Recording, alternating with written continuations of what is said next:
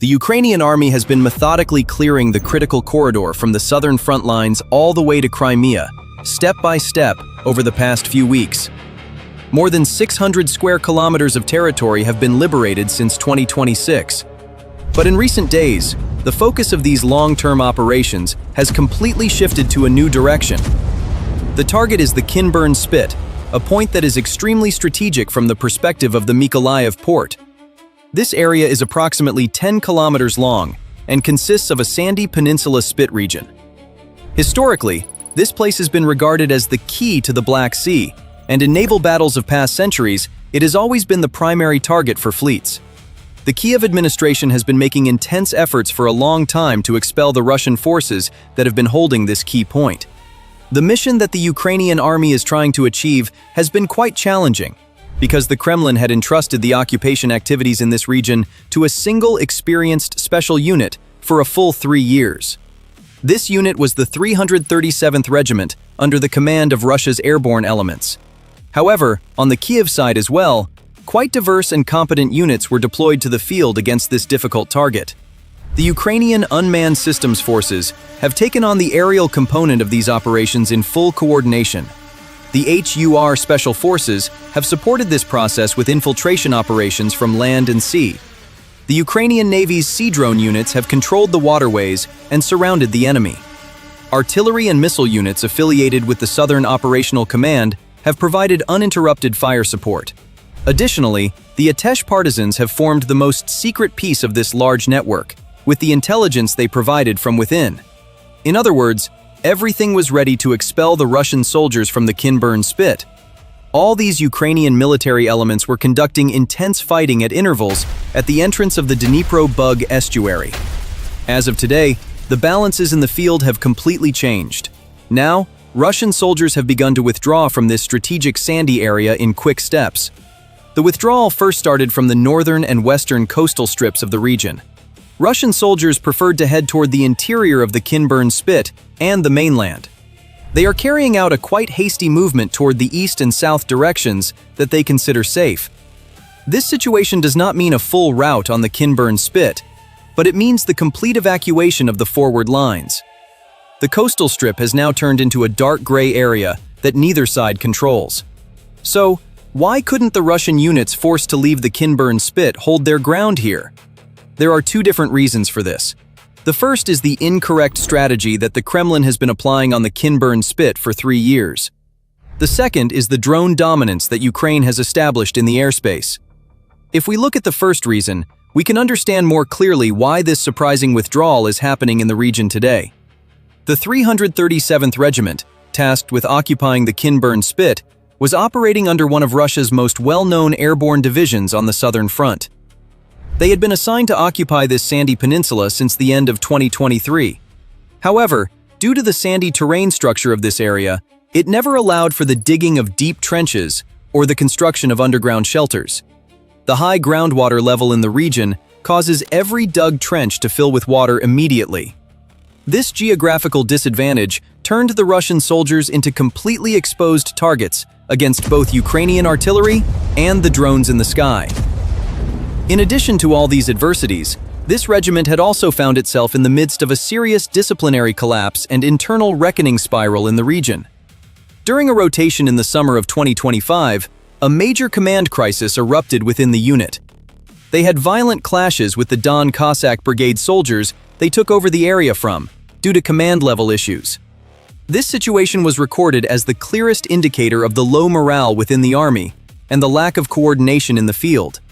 Following this, the Moscow military echelon had to send an elite reinforcement group consisting of special forces to the region last May. However, even these elite units could not resist the reality of the sandy terrain and the severed supply lines. It was precisely this reinforcement move that gave the Ukrainians the chance to pry open the gates of the Kinburn Spit. On the other hand, another fundamental reason for the withdrawal from the region is the flawless logistical lockdown strategy that Ukraine has been meticulously weaving for months. In other words, the Ukrainian armed forces analyzed very well the trap that the Russian army fell into on the Kinburn Spit for 3 years and shaped their final move accordingly. This peninsula, due to its geographical structure, is a place completely dependent on continuous supply from outside. Therefore, Kyiv blended its strategy with this critical data. Consequently, all supply routes to the peninsula were systematically cut in recent weeks. Ammunition stopped reaching the Russian soldiers in the trenches. Then, the fuel depots that would move their armored vehicles completely ran dry. Finally, even the basic food deliveries that kept the soldiers at the front alive came to a standstill. Instead of solving this situation, the Russian command echelon signed off on a highly controversial decision. They suddenly decided to redirect some healthy soldiers in the region to the Zaporizhia direction. This order further increased the burden and psychological pressure on the soldiers remaining on the Kinburn Spit. Since no reinforcement units were sent, the defensive resistance of the existing soldiers was broken from within.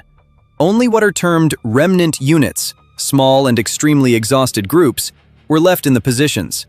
Hunger and lack of ammunition forced these soldiers to abandon their positions without fighting. However, the Ukrainians did not achieve this logistical collapse merely by waiting. They established a clockwork unmanned aerial vehicle network in the field. The Ukrainian unmanned systems forces mercilessly targeted all Russian supply lines in the southern front. Kamikaze drones patrolled the skies day and night like deadly sentinels. Russian air defense systems proved completely inadequate in stopping these small and fast devices.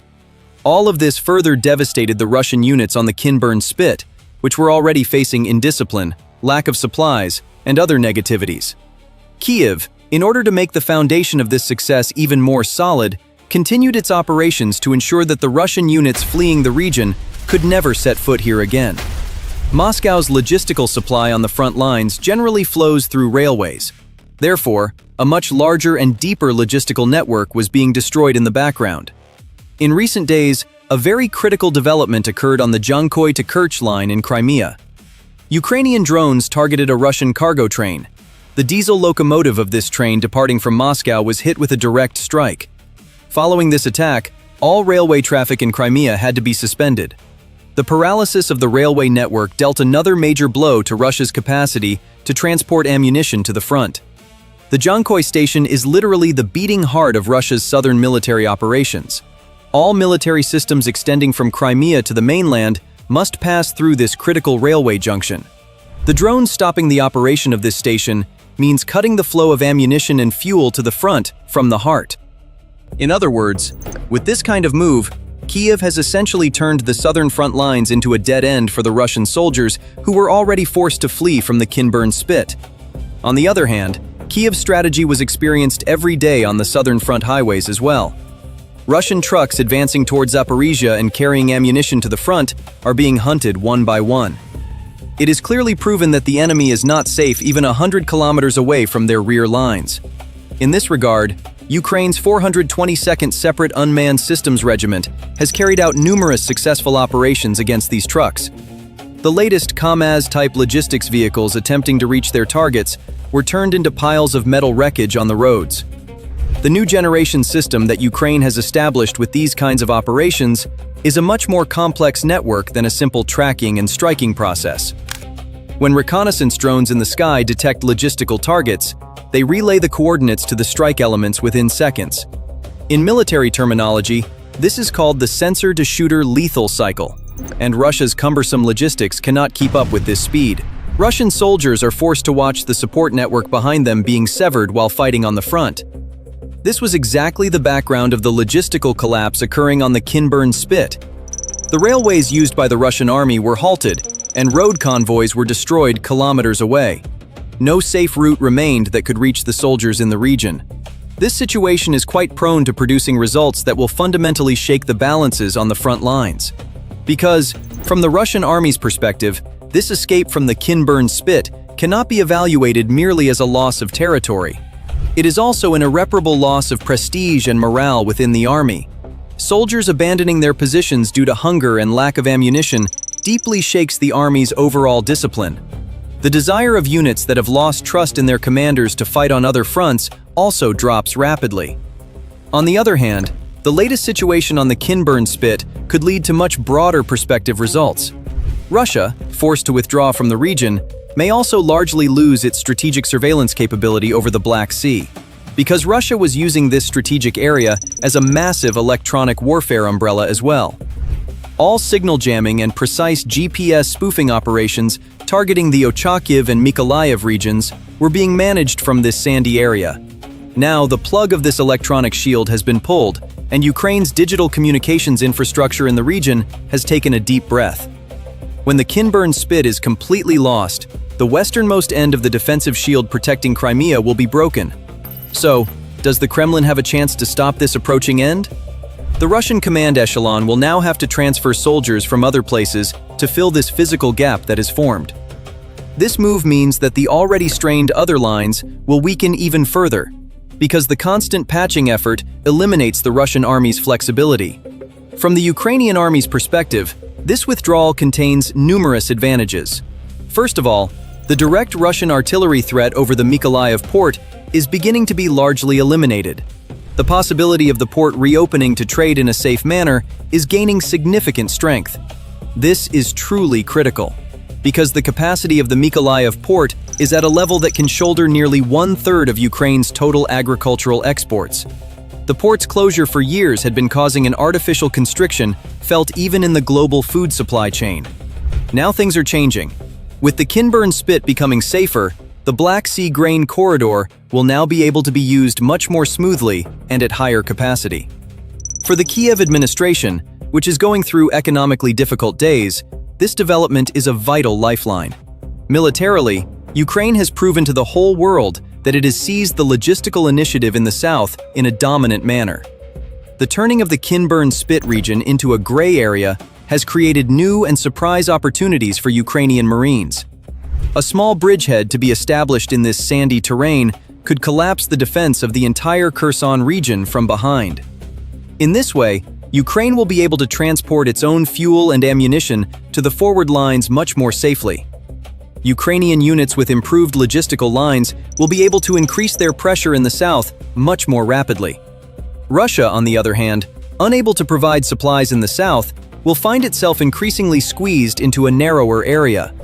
On the other hand, these Ukrainian advances in the southern front are much more than an ordinary regional success.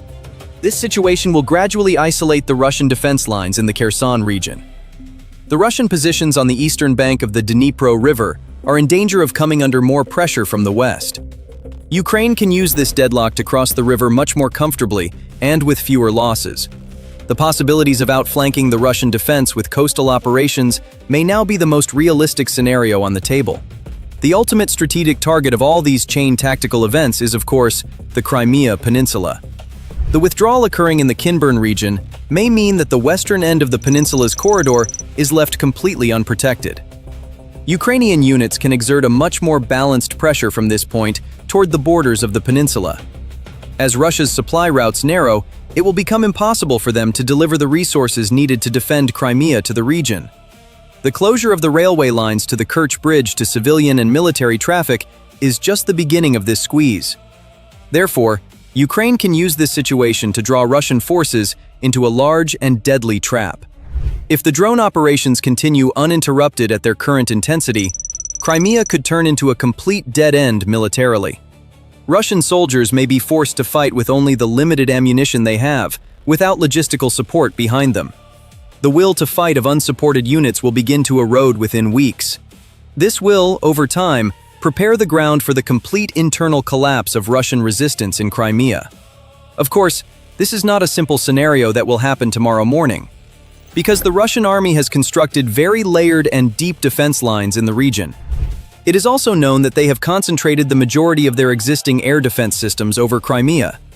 However, the Kinburn Spit example has shown that these supposedly invincible defenses are of no use without logistics. Even the most modern air defense systems turn into piles of metal when fuel does not reach their generators. The Ukrainian army is adopting the tactic of condemning the enemy to starvation instead of direct bloody ground assaults. This slow but extremely attritional strategy is deeply testing the Russian army's endurance. As soldiers' morale and motivation drop, increases in desertion cases and internal rebellions will become inevitable. When all these factors come together, the cost for Russia to hold on to Crimea is increasing exponentially for Moscow.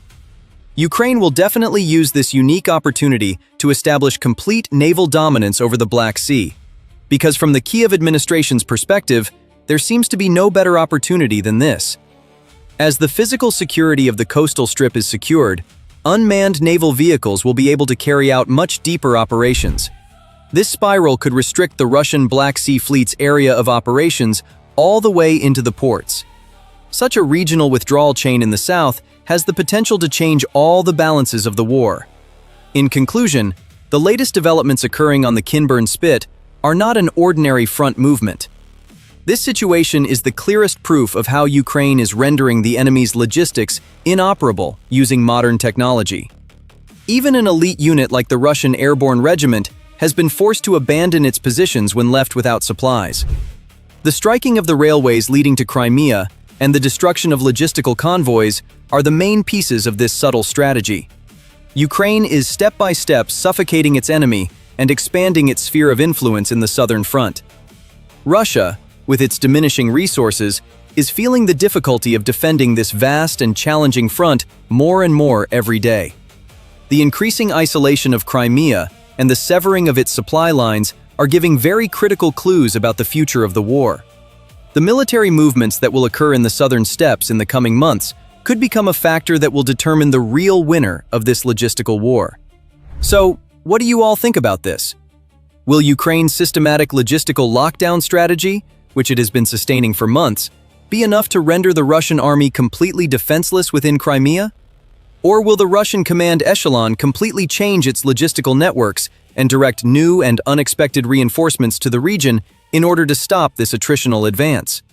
We are waiting for your comments. To make long journeys more enjoyable, we invite you to our Spotify where we present our video contents. Thank you for choosing us. Presented by TGN.